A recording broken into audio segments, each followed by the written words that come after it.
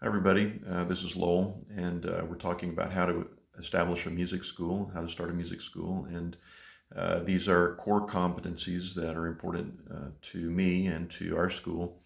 And in this section, I want to start talking about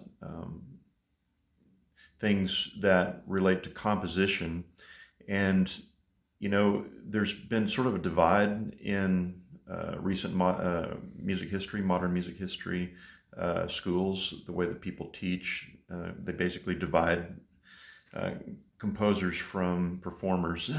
and It's like, well, if you're going to be successful, you have to kind of choose a direction.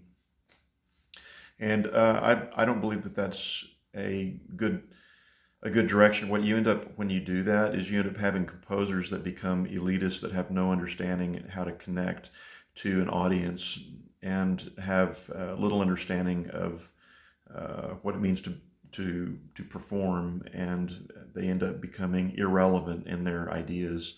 And then on the other hand, you have musicians that become really glorified robots that can basically uh, you know, put out a lot of performances with not much musical depth and not much creative interpretation, and basically boring performances, if you want to say it that way. And so the importance of a performer understanding it, even though maybe composition is not their main goal, but for them to actually have a more comprehensive view of music. And then on the other hand, composer to have a more comprehensive view of how to relate to an audience. And so, and a couple of examples of this, the great composition, the great music teacher, Nadia Boulanger, she taught many great musicians who were performers and composers. One is Philip Glass. Another was Leonard Bernstein. Another was the great violinist Henrik Charink. Um, Henrik Charink studied, fantastic violinist, one of the greatest, studied composition with Nadia Boulanger. And so, of course, Bernstein, great composer, but also possibly even a better performer.